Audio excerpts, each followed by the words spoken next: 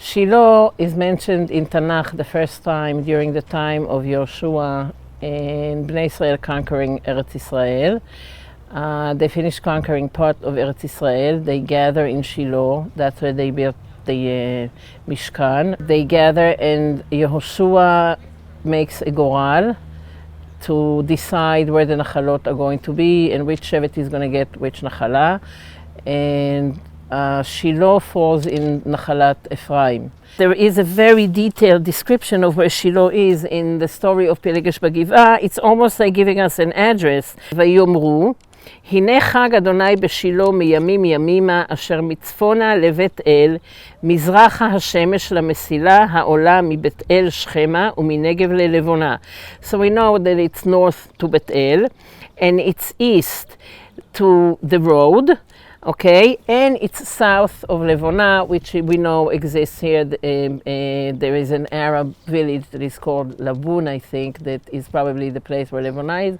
So that it's almost an exact address of where Shiloh was. So what actually happened till now is that several of the Shvatim already settled down, and they actually, for the next 369 years, this will be the center of the tribes, with the Mishkan and with a political center, and they, from here, spread out. Why here?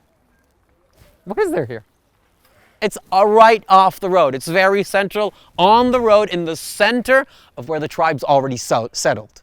It's a place that is easily accessible, safe to reach, and this is the spot chosen.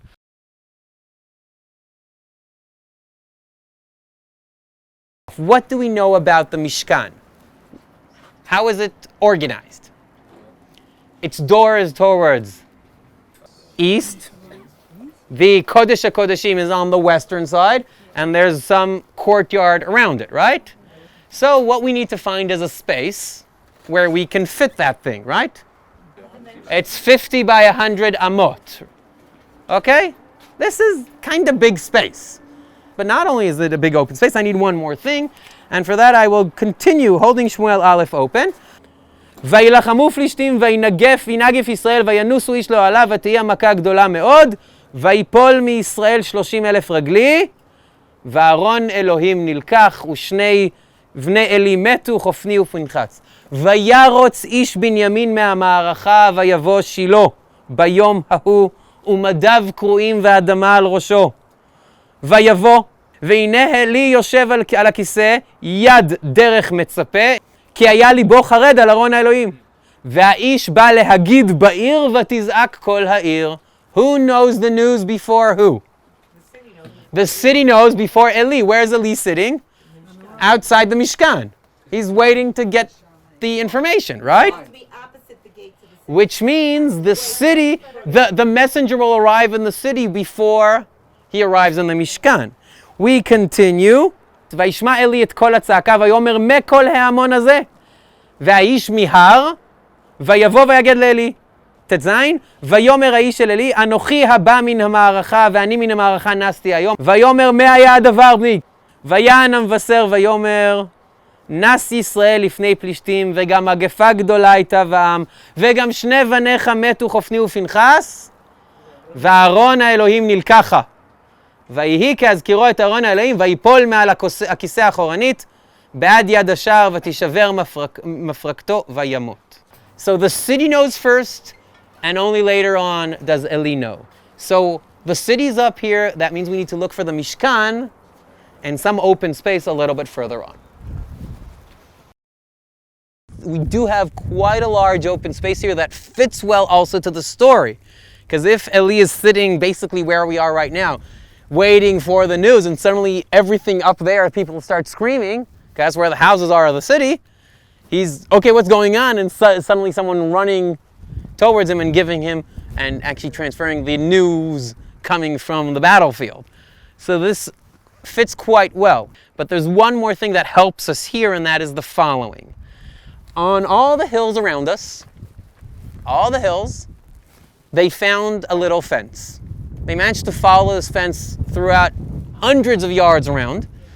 And this fence was very interesting because what they discovered that fence is that when you're standing from that fence and in, which means facing Shiloh, you can see this place. The moment you pass that fence, you can't see this area anymore. In addition, they found loads of shattered pottery. The pottery can be dated to the Iron Age. When people bring korbanot, and after that they can eat from the korbanot, but people did is they went on a picnic. They took the food, the korban, and they climbed on the hills around the Mishkan.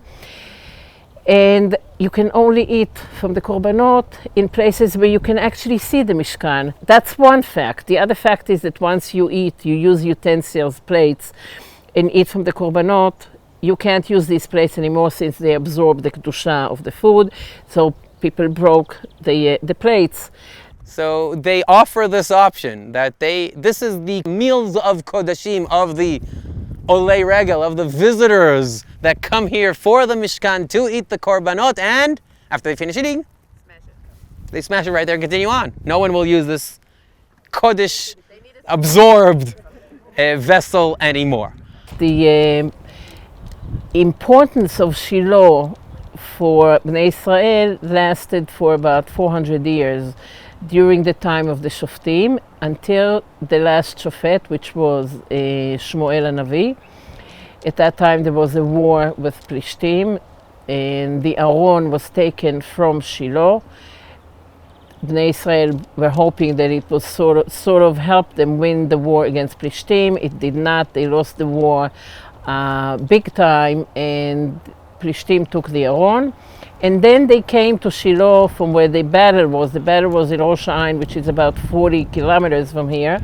Plishtim advanced all the way to Shiloh and they destroyed the city. In 1995, the mayor of Shiloh, his name is Ira Rappaport, spent a Shabbat by us in Deal, actually, in the summertime. And he started talking about an opportunity to potentially acquire land on the outskirts of Shiloh. And the way to do it would be to plant. So it took about a year to get everything organized, and we came the following year after Sukkot, and Adele and I came and we planted grape trees, they're called, or vines, and started that vineyard right over there. And since then, because of that one little vineyard that we started, there are literally hundreds and hundreds of acres of vineyards producing thousands and tens of thousands of bottles of wine coming from here, from Shiloh, which is really a sort of a base of a heritage of our of Judaism and Torah and the Mishkan. So very, very special place.